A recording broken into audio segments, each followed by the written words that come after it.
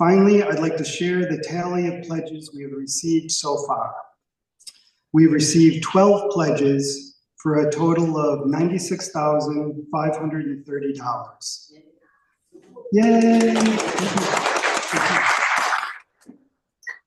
We're just a little more than $68,000 to our goal of $165,000. Thank you to everyone who has pledged so far, and thank you to everyone who plans to pledge. Our church is here for everyone, and our church exists because we decide to make it so. Thank you.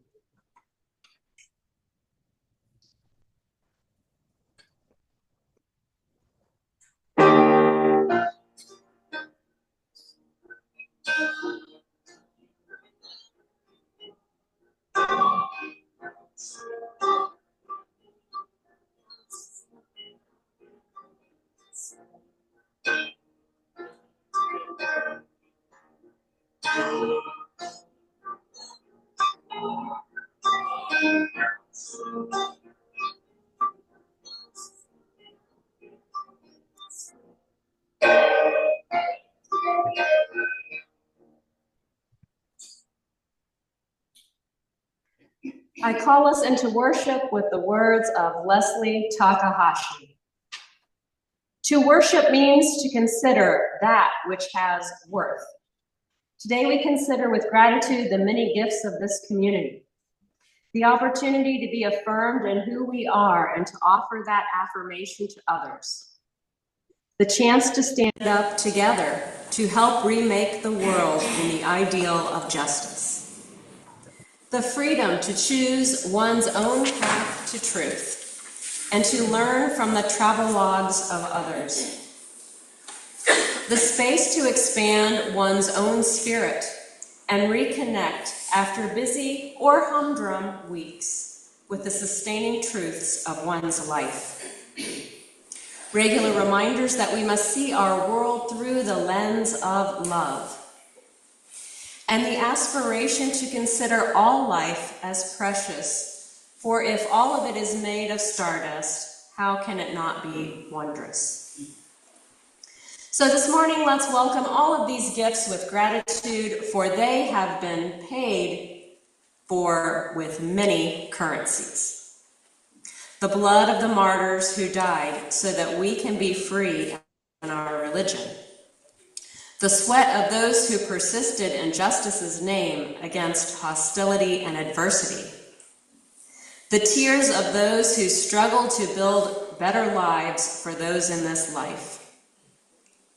The questions of our children as they understand the world anew and offer their understanding to us as a fresh lens. The laughter and joy of those giddy with the embrace of community. The dollars and cents of those who gave what they could and then stretched a little more. The infinite small acts of service that make the parts greater than the whole, done by those who knew themselves in sympathy with our purposes. So today we consider with gratitude and humility what it means to pay forward what has been paid forward for us. And now with all of this, let us enter into worship with gladness in our hearts. Come, let us worship together. I invite you to rise in body or in spirit to join our voices in our opening hymn, number 360 in the Gray Hymnal, Here We Have Gathered. So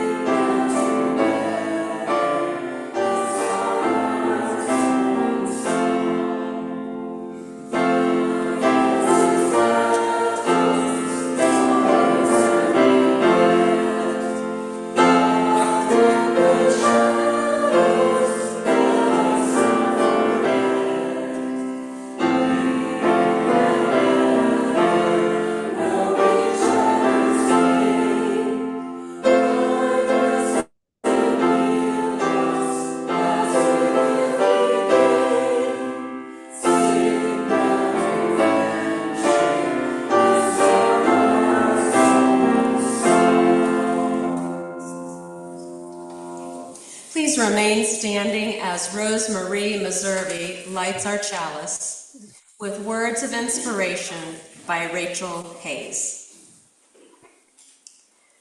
We light our chalice this morning with our hearts turned to the work of our congregation.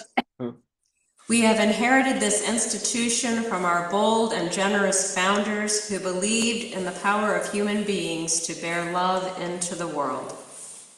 We carry this tradition for those who find comfort, inspiration, and joy within its real and virtual spaces. We tend the spark of imagination and hope for the world to come.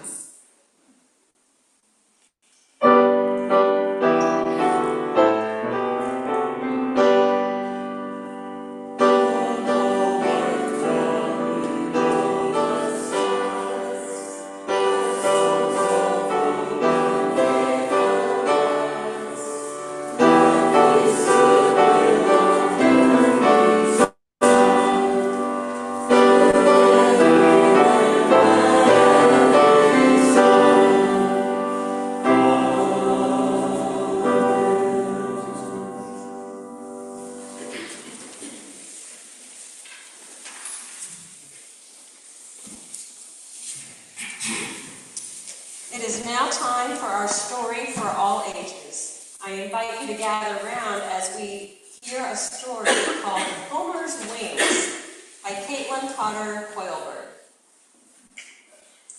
I don't know that it happened this way, but I do know that it's true, that long ago and far away, or more likely, recently and quite nearby, high up in the mountains on a black cherry tree, an egg was laid on a leaf. And in the light of the full moon, out of that egg hatched a little brownish caterpillar with white markings that would look to any bird who might chance by, perhaps like bird droppings. The caterpillar's name was Homer. Homer looked around in surprise and wonder to find himself alive in the world. "Better eat your egg casing, little friend," said a spiky black caterpillar nearby. Homer did just that and then turned to look at his new friend. "Welcome to the world," said the other caterpillar, whose name was Alex. "It's delicious. Here, try some of this leaf." Together, the two caterpillars munched on leaves that spring through rain and sun, sunrises and sunsets. They laughed together at the antics of baby birds and hid together under leaves that the black spiky caterpillar had collected so that parent birds could not catch them. Alex taught Homer all he needed to know about life on a leaf: how to stay safe, how to munch, how to enjoy the feeling of the wind stirring the tree and the sun slowly warming the mountains each morning. Together they gazed each night up at the beautiful moon. But one day the black spiky caterpillar started something totally new and different. "What are you doing?" asked Homer, as Alex carefully put down silk on the underside of a twig in the nearest collection of leaves and began hanging upside down. "Making a chrysalis," said Alex. "A what?" "You'll see." And over the next couple of days, in the shelter of the leaves, the spiky black caterpillar shifted and shed its skin and became a strange, lumpy brown thing hanging there, not making any conversation. What could this mean? For a week, Homer munched quietly by himself, watching the strange brown hanging thing that used to be his friend, wondering and worrying as the strange, lumpy brown thing shifted in color and size and pattern. Then one day, out of the strange, lumpy brown chrysalis pushed an even stranger new creature. Homer watched as this new creature pumped blood into its black and white and bright orange wings. Wings? And unfurled a strange new mouth. "What?" cried Homer. "Who?" The new creature turned to look at him. "Oh, little friend," it said, "it's still me, Alex, the one you laughed and hid and munched the leaves and watched the moon with. But now I'm a butterfly, an admiral butterfly, to be specific," Alex said proudly. "But "But you changed," cried Homer. "You were as constant as the moon, and now you have changed." Alex smiled gently. "Oh, friend," they said, "we're supposed to change. Why, even the moon is different night to night. Sometimes we see all of it, sometimes only a sliver, and sometimes we can't see it at all." "But I don't want to change," lamented Homer, scared and sad. "Change is part of who we are," said the butterfly, who was Alex. "And now our friendship must change too. I must fly away in search of flowers and other butterflies, and eventually I will fly south to stay warm in the winter. You must continue to eat and grow and stay safe from the birds, but you will change too.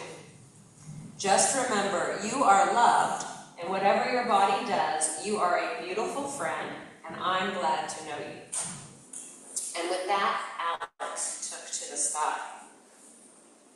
All that summer, Homer the little brown caterpillar ate and grew and hid and watched the moon, which did indeed look a little different each night. Homer became a bigger brown caterpillar. His white splotch turned into 2 little eye shapes, so he looked like a fearsome little snake, and no birds ate him. Day by day, the seasons moved towards autumn. Finally, Homer found his own safe spot to hang upside down and drifted into a chrysalis. This was scary, but Homer remembered his friend and was brave. All winter, the chrysalis hung there safe and still. In the spring, Homer felt himself stir, felt his new body shift once again, and wiggled free to find himself with a new mouth and different shape and wings. Wings that were yellow and black and blue and orange and glorious. "Oh my," said Homer, the Appalachian tiger swallowtail, gazing at himself in wonder and delight. And then he took off into the sky, up towards the bright moon, bold as a bird, up the broad sweep of Spruce Knob. Thanks for listening.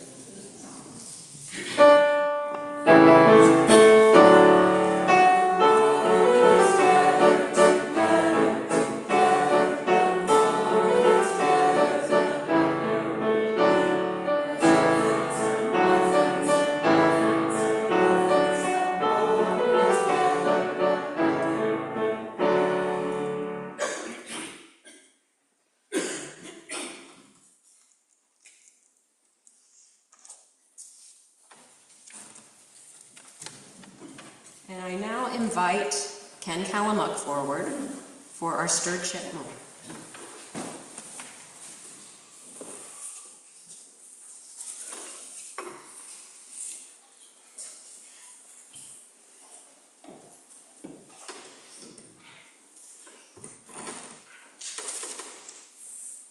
Hello. I was one of the original members of Channing Memorial Church some 32 plus years ago. I was also on the first board, president twice. Yes, I'm a recidivist, and have held many roles since then. Currently, I'm on outreach and also the usher coordinator. I'm trying to let that last job, the power involved in that, not get to my head. So what does Channing mean to me? In short, it's my spiritual home. One of the first things that was done when people gathered to consider starting a new church was to draft a mission and vision statement. At the time, I thought we had better things to do, but I was so wrong. And that mission and vision statement, which was formed through a series of open meetings of all people who are interested, has evolved a little bit, but the general spirit of it and the content of it remain the same, and I'd urge you to take a look at it on the back of the order of service.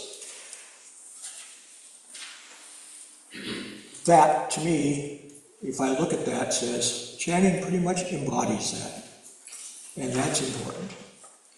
So why do I pledge, and why are pledges important? Well, in short, pledges are important as opposed to simply gathering collections because we need to have a plan for a budget. The income from pledges are important because it supports the church. It enables us to have this beautiful space, to have our inspirational minister and a wonderful music and music director, among other things. And I know that should situations change, that it's not an ironclad agreement. I can simply talk to the stewardship chair or the treasurer and adjust my pledge if I need to. I know that from personal experience. That did happen to me once. We have very few fundraisers, essentially the auction. And one of the reasons for that, I think, is the fact that fundraising takes a lot of time and effort. And isn't it better to put that time and effort into programs rather than fundraising in terms of things? Our major fundraising, if you will call it, is the pledge drive. And that gives us the vast majority of our income. And I think that is why I pledge and why pledges are important. Thank you.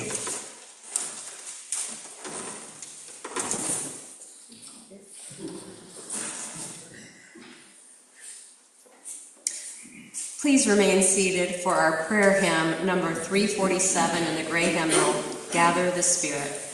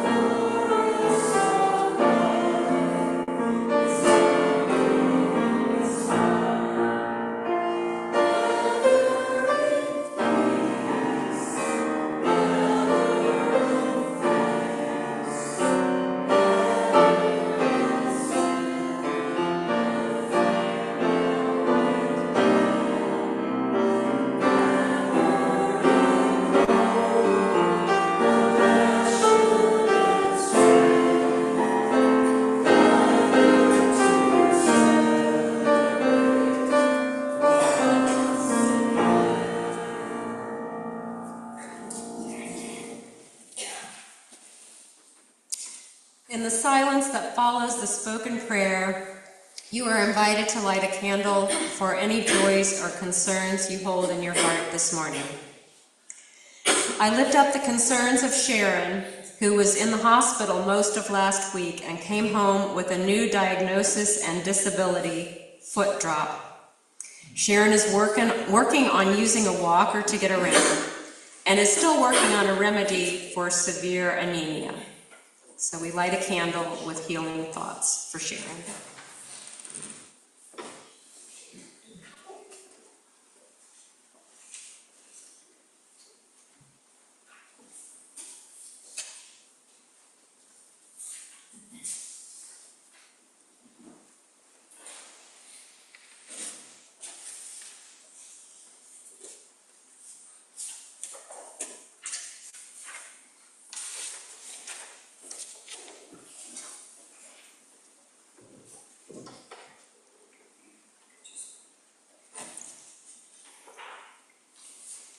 Our spoken prayer is by Reverend Sherry Woodbury.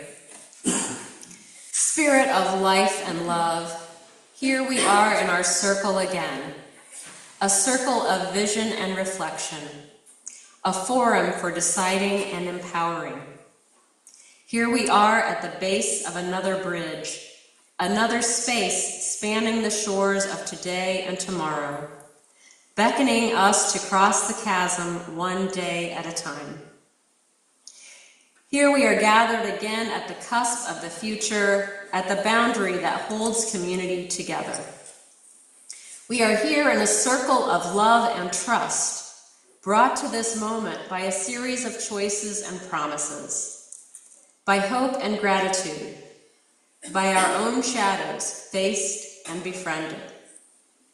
With a servant's heart, with a leader's listening, with a parent's love, truer than all our inner trembling, let us model the health we seek for all and lean into community.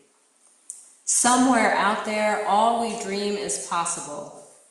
Somewhere in here, we are sowing the seeds. May it be so, and amen.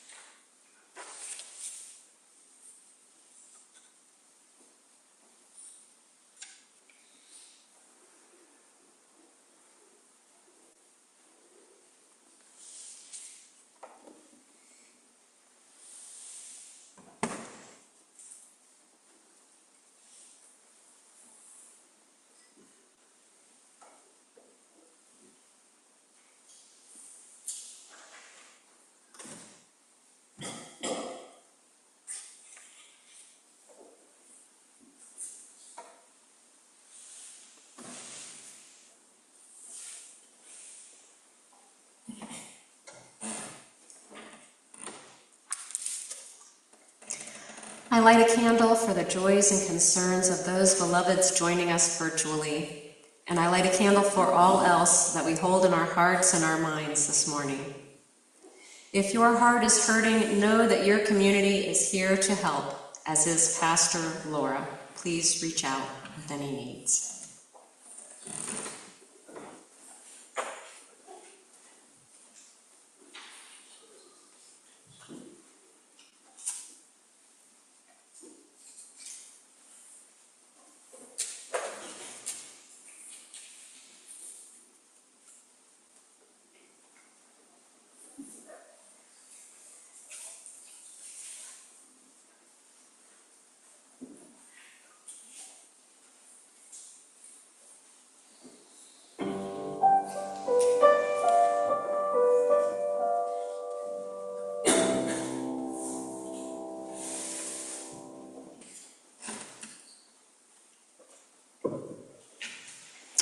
A Tangible Commitment by Elizabeth Murphy.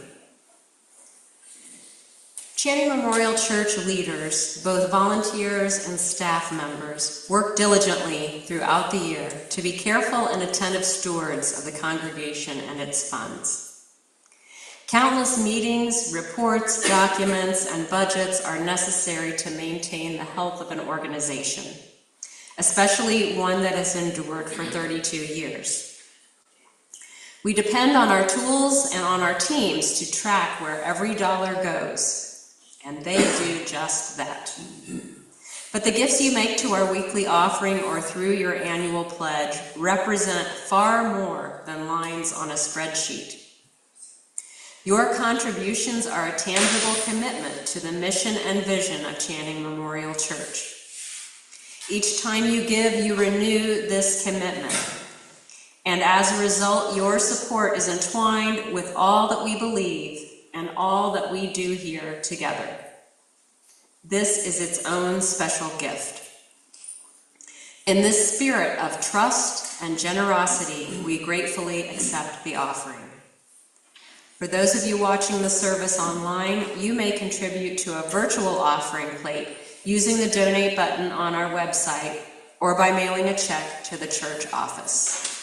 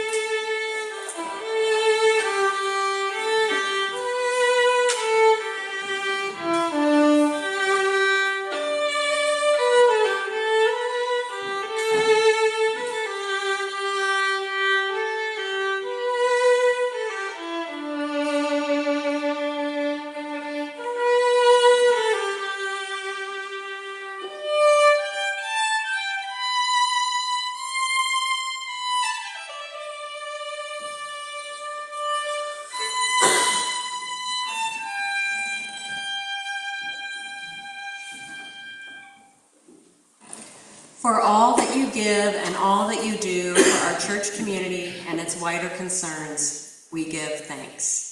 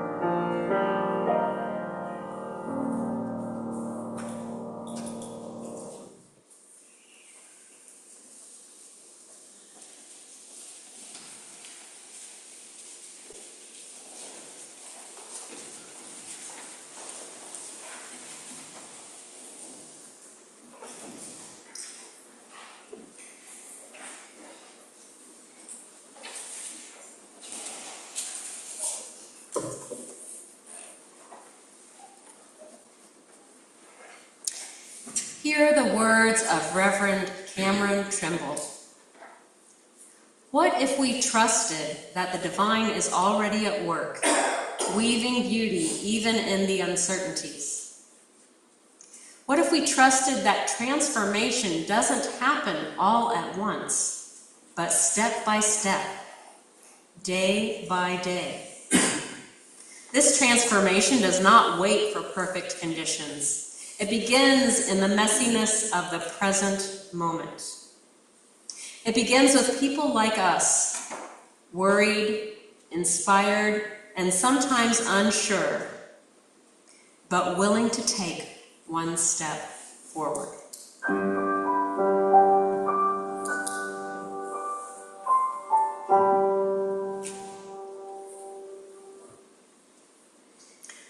An unknown author offers the following wisdom. A bird sitting on a tree is never afraid of the branch breaking, because her trust is not in the branch, but in her own wings.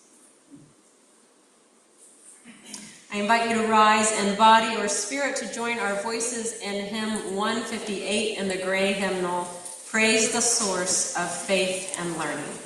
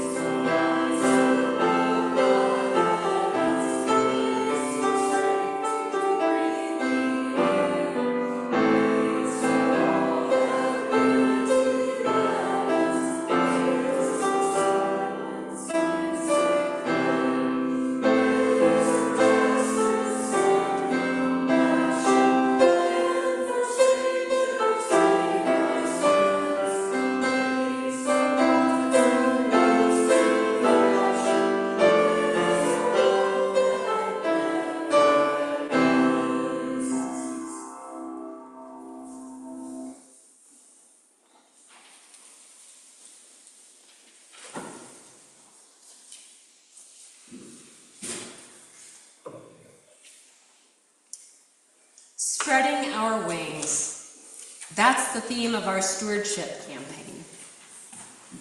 And our Soul Matters theme for the month of March is living love through the practice of trust. So on this Stewardship Sunday, let's explore the practices of trust that are involved in stewardship and in spreading our wings as a congregation. Spreading our wings. Oh, it sounds so poetic and fluid. Just stretch out those wings and away we go. Wait a minute, not so fast. Let's take a look at the butterfly going through its metamorphosis. As our story for all ages suggests, that kind of transformation can be disconcerting, mystifying, awkward, and messy. A process that requires trust. I mean, think of the trust it took to leave that cozy chrysalis.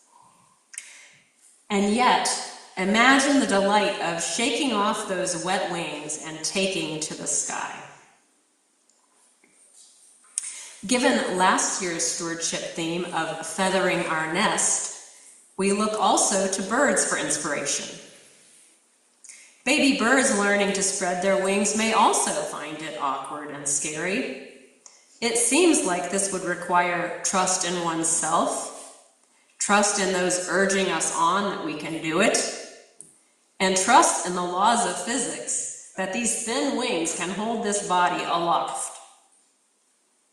And yet imagine a baby bird finding itself in flight, chirping out, "Look, Mommy, I'm doing it." And the synergy of an entire flock of birds working together as they soar on a great journey. So here we are talking about the birds and the bees. The birds and the butterflies. How does this relate to us as a congregation? What kinds of trust are involved in spreading our wings? And what does all of this have to do with stewardship? I assert that the annual canvas is itself an act of trust. Trusting one another to pledge financial support and to fulfill those pledges. Trusting one another to volunteer for the work that makes church happen on Sunday and beyond. Trusting ourselves to bring our own talents to serve our community. Trusting our finance team to prudently manage the money we give. Trusting our board leaders to wisely allocate that money for our mission and vision. Let's dive a little bit deeper into the trust we place in our church leaders. In today's story, Homer the caterpillar trusts the guidance of his friend Alex, who says, "Stay safe, nourish yourself, welcome change." Likewise, we trust our leaders to guide us in what it takes to spread our wings as a congregation. Our stewardship committee is guiding us in this pledge campaign with the materials they have provided in the packet, the information they're giving us on Sunday mornings, and the focused conversations they're facilitating. The trust we place in our stewardship committee can be found in their official charge. We trust them to ensure that Channing Memorial Church is financially sound and capable of meeting its mission and goals. Educate church members and friends in fiscal responsibility and the financial needs and goals of the church.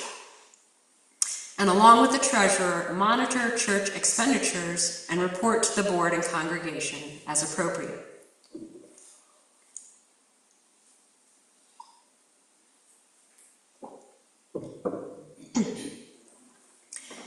Our board of trustees guides us through church life in many ways, including giving monthly board updates in the church newsletter, and providing a model of church structure to clarify roles and responsibilities.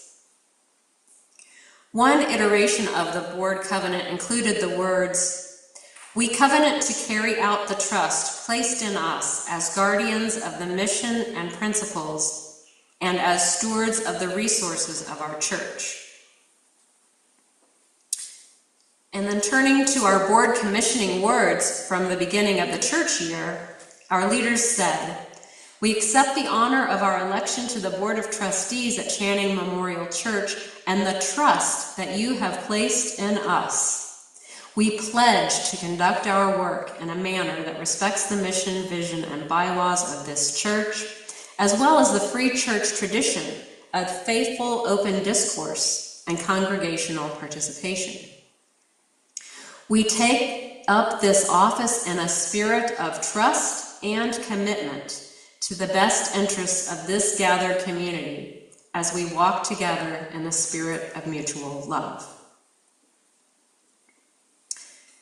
At that same time, as a congregation, we told our leaders, we trust that your work among us will be characterized by open reflection, transparent communication, and sound judgment, leading to decisions in the best interest of the whole of Channing Memorial Church.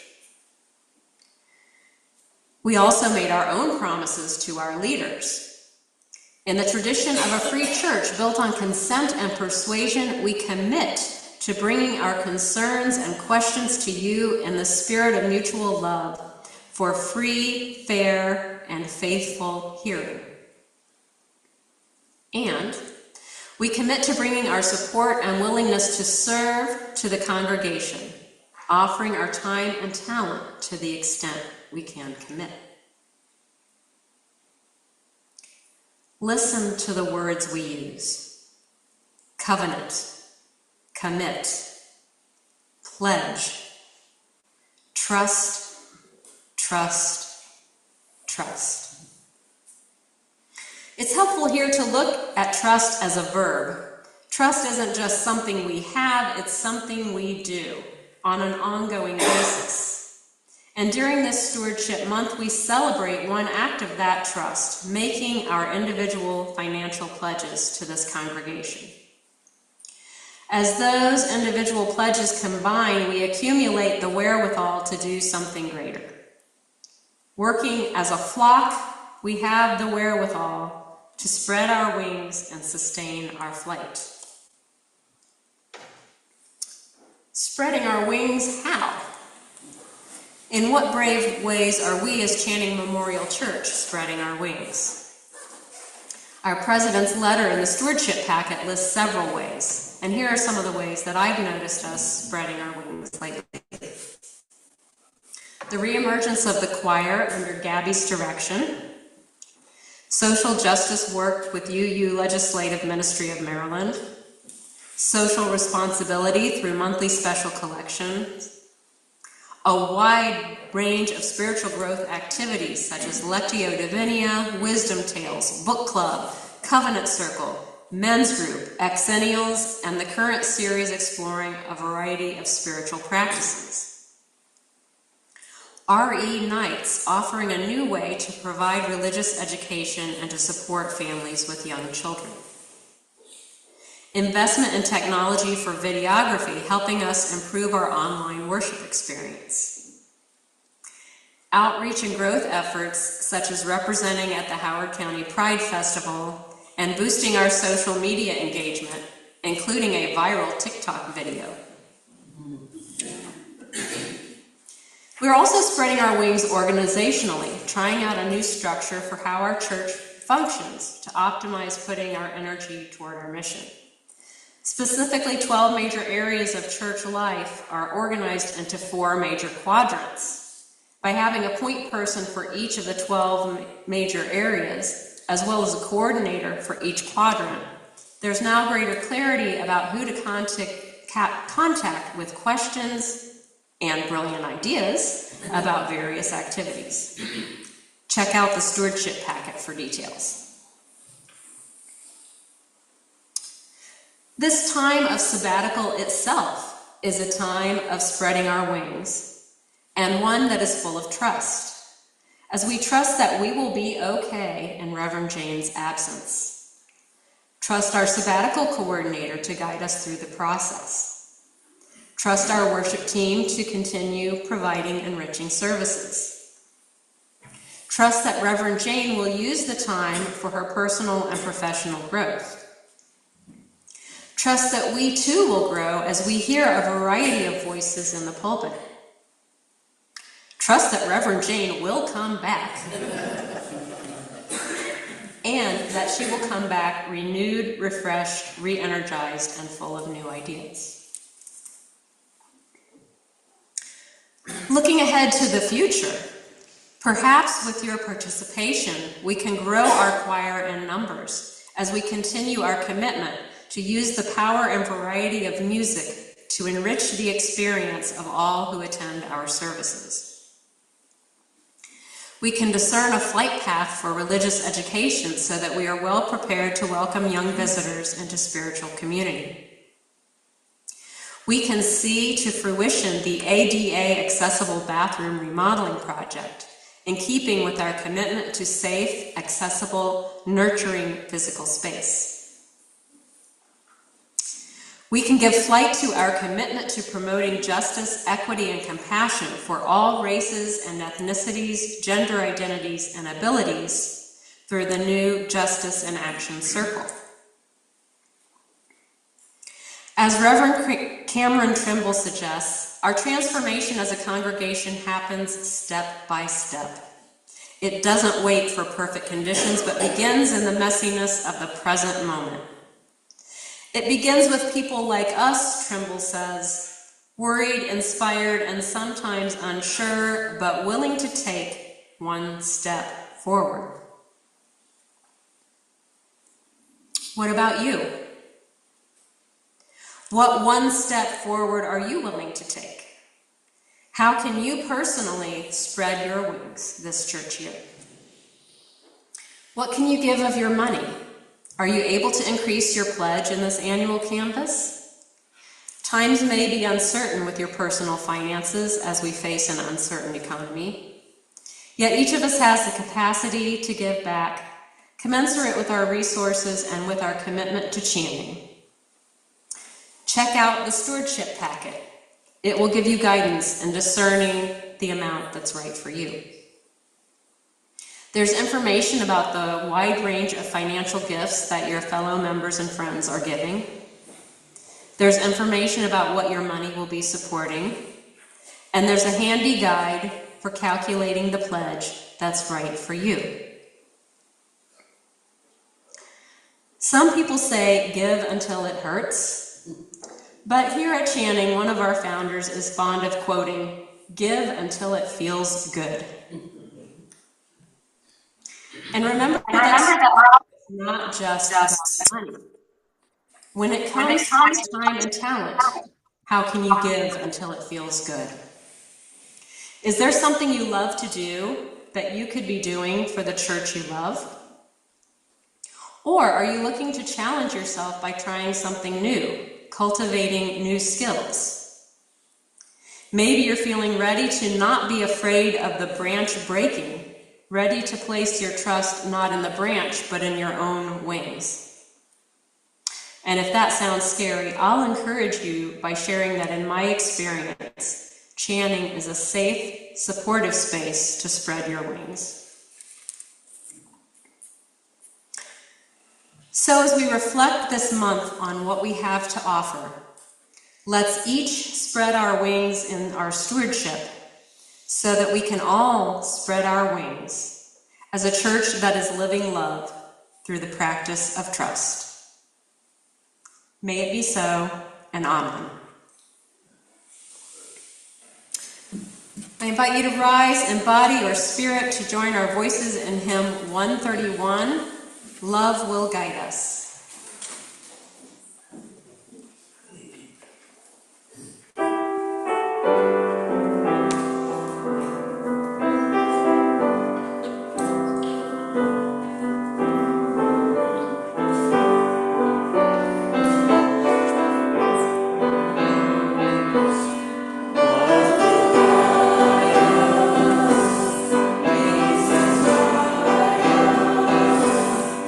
All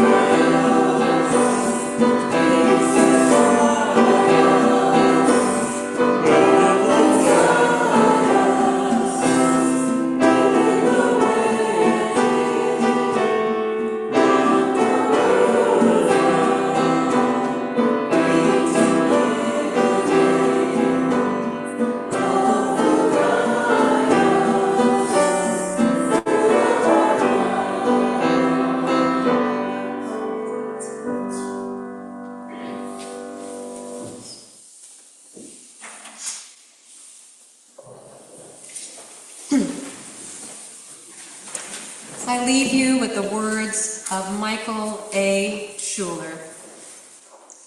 If you are proud of this church, become its advocate. If you are concerned for its future, share its message. If its values resonate deep within you, give it a measure of your devotion. This church cannot survive without your faith, your confidence, your enthusiasm. Its destiny, the larger hope, rests in your hands. Go in peace and honor.